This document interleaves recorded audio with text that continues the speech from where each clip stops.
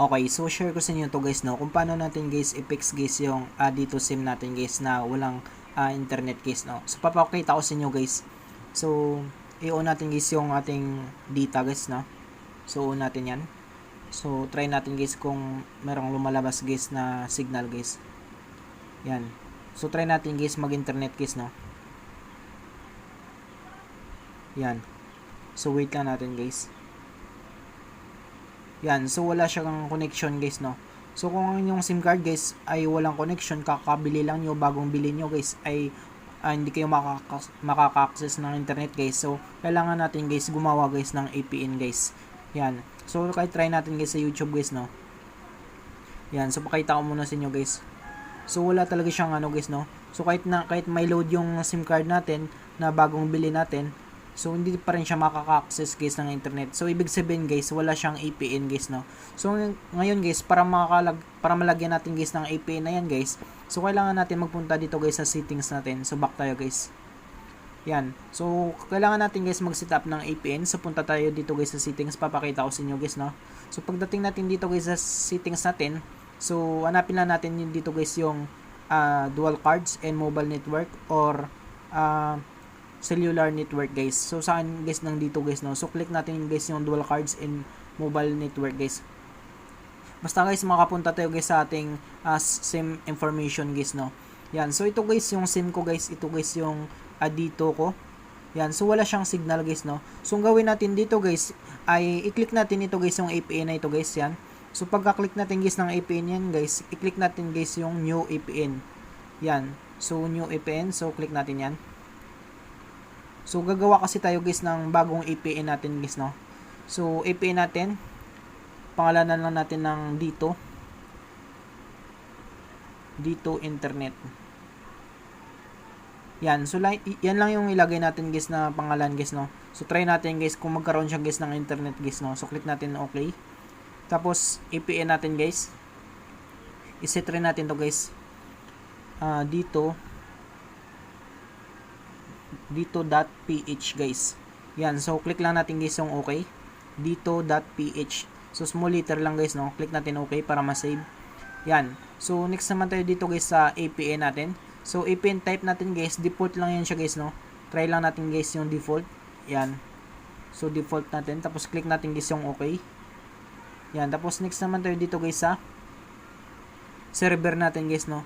So server natin www.google.com. So yan yung server natin guys. Tapos click lang natin guys yung okay. Yan. So next naman tayo dito guys sa authentication type natin guys. So authentication type natin guys ay click lang natin guys yung authentication type. Yan. So pagka-click natin guys ng authentication type guys, hanapin lang natin dito guys sa baba yung pop or chop na ito guys, no. So ito guys sa baba, pop or chop. Yan siya guys, no. Yan. So click natin guys sa baba na yan. Yan. So kung makita niyo guys, pop or chop. So yan yung nakalagay sa authentication type natin. So yan yung i-select nyo guys, no. Tapos next naman tayo dito guys sa IP version natin guys. So sa IP version natin guys ay IPv4 with IPv6 guys. So click lang natin guys yung IPv4 with IPv6. Yan. Sa baba guys, no. So same lang sila dito guys sa VPN roaming protocol guys. So dapat magka-prio yan sila guys, no. IPv4 with IPv6 guys. Yan. So kung makita ninyo guys, dalawa yan sila guys, no. IP version tsaka yung VPN roaming protocol or VPN protocol guys. Yan. So dito guys sa bearer unspecified na yan siya dito guys, no. Yan. So okay na yan siya guys. So try natin guys i-click guys yung done guys, no. So bago pala natin guys i-click guys yung done guys, so review muna natin dito guys, no. Baka may na-import tayo guys na mali guys. So check nyo palagi guys, so sa name, VPN, tsaka sa VPN type, at sa server natin guys, at dito guys sa ating authentication type. So authentication type natin guys, no, pop or chop guys. So IP version or VPN protocol, IPv4 with IPv6. Tsaka yung VPN roaming protocol natin guys ay same lang sila sa IP version or VPN protocol guys. So IPv4 with IPv6 guys. Okay? So next na tayo guys. So kapag okay na yun guys, na ano na nyo guys, na review na nyo guys, kapag okay, wala kayong mali na input guys, click lang natin guys yung dot na ito guys, no? Ito sa gilid guys. Ito guys, no? Ito, click natin guys yung dot. Yan. So pagka-click natin yan guys ng dot guys, ay ito na siya guys, no? Ito guys yung nakasave sa atin guys. Ito na yung nagawa nating APN guys. Dito, internet, dito, .ph. Ito siya guys, no? Sa pinakauna. Kung makita nyo guys, isang APN lang yan siya guys, no? So kanina talaga guys, ito lang yung lumalabas guys, no? New APN tsaka reset to default. So wala pa siyang wala pang nakasave dito guys na APN guys. So ngayon guys, meron na tayong ginawang dito internet guys. Yan. So try natin guys. So back tayo. So pagka back natin yan guys ay airplane mode natin guys, no? So kailangan natin airplane mode ito guys. So i-click lang natin guys yung airplane mode na ito.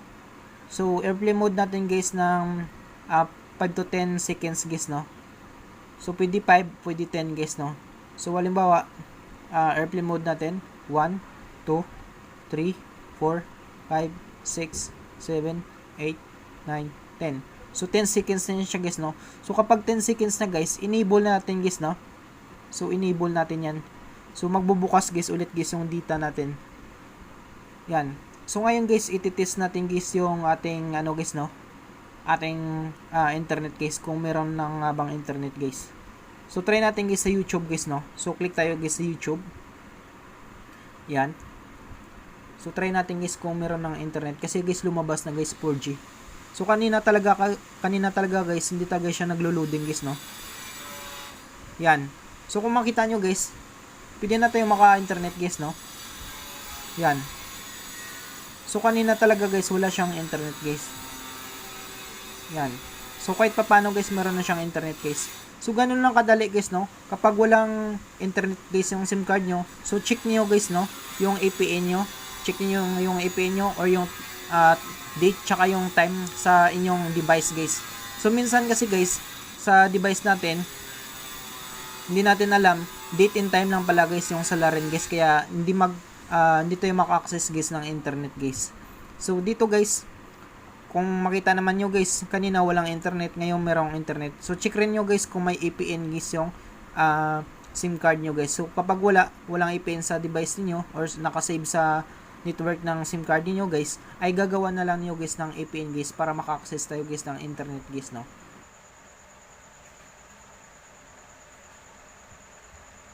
So ganun lang kadali guys, no, kung paano natin guys ma-fix guys yung ating SIM card guys na walang internet guys, no, or hindi tayo guys maka-access guys ng internet natin guys.